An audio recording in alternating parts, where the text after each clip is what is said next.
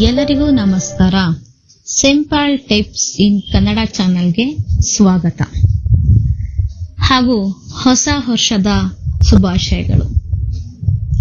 ಎಲ್ಲರೂ ಖುಷಿಯಾಗಿದ್ದೀರಾ ಅಂತ ಅನ್ಕೊಂಡಿದ್ದೀನಿ. ಇವತ್ತಿನ ಟಿಪ್ಸ್ ಏನು ಅಂದ್ರೆ, ಹೊಸ ವರ್ಷದಲ್ಲಿ ವರ್ಷ ಪೂರ್ತಿ ನಾವು ಹೇಗೆ ಖುಷಿಯಾಗಿರೋದು, ಸಂತೋಷವಾಗಿರೋದು ಅಂತ ಹೇಳ್ತೀನಿ. ಫಸ್ಟ್ ಒನ್ ಏನಂದ್ರೆ, DVG ಅವ್ರದ್ದು ಒಂದು ಲೈನ್ ಇಂದ ಹೇಳೋಣ.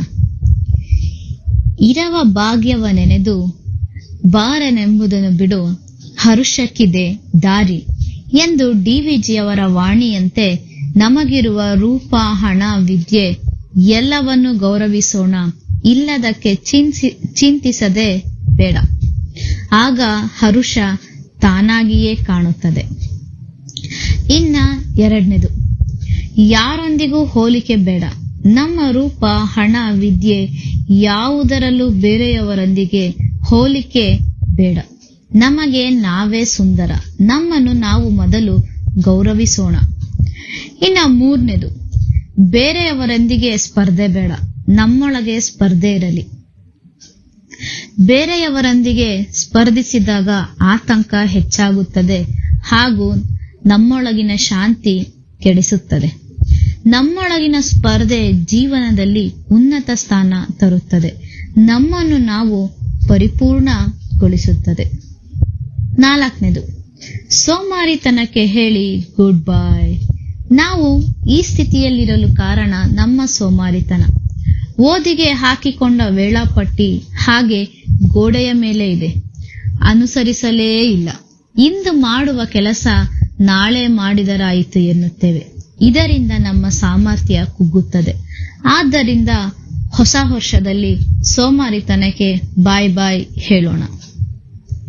ಇನ್ನ ಐದನೇದು, ಹೊಸ ವರ್ಷದಂದು ಕಳೆದ ವರ್ಷದ ನಮ್ಮ ಸಾಧನೆಯನ್ನು ನೆನಪಿಸಿಕೊಳ್ಳಬೇಕು.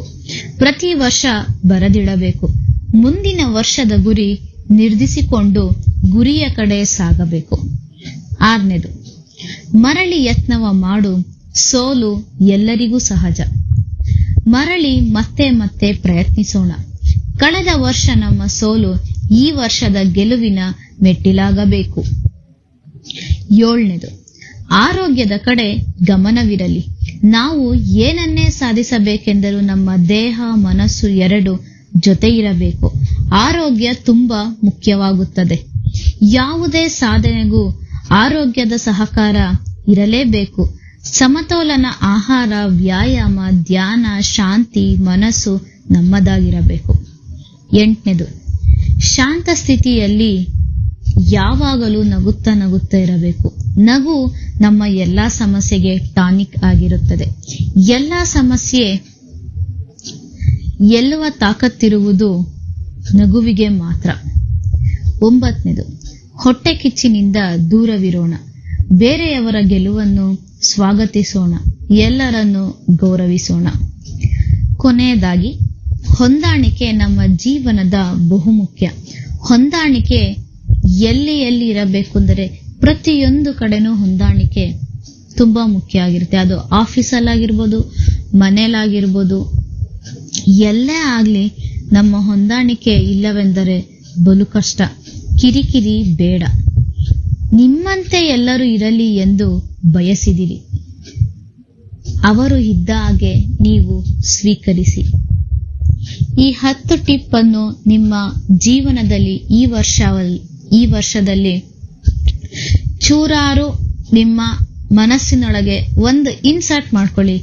ಆಗ ನೋಡಿ, ವರ್ಷ ಪೂರ್ತಿ ಸಂತೋಷವಾಗಿರ್ತೀರಾ ಹಾಗೂ ಎಲ್ಲರನ್ನು ನಗಿಸ್ತಾ ಇರಿ ಎಂದು ಹೇಳುತ್ತಾ ಈ ವಿಡಿಯೋದನ್ನ ಇಲ್ಲಿಗೆ ಎಂಡ್ ಮಾಡ್ತಾ ಇದ್ದೀನಿ. ಈ ವಿಡಿಯೋ ಇಷ್ಟ ಆಗಿದ್ರೆ ಲೈಕ್ ಮಾಡಿ, ಶೇರ್ ಮಾಡಿ. ಏನಾದ್ರೂ ಇದ್ರೆ ಸಜೆಷನ್ ಹೇಳಿ ಕಮೆಂಟ್ ಬಾಕ್ಸ್ ಅಲ್ಲಿ. ಹಾಗೆ ಈ ಚಾನಲ್ಗೆ ಸಬ್ಸ್ಕ್ರೈಬ್ ಮಾಡಿ. ಹಾಗೆ ಬೆಲ್ ಐಕಾನ್ನ ಮರಿದಲೆ ಟ್ಯಾಪ್ ಮಾಡಿ. Thank you.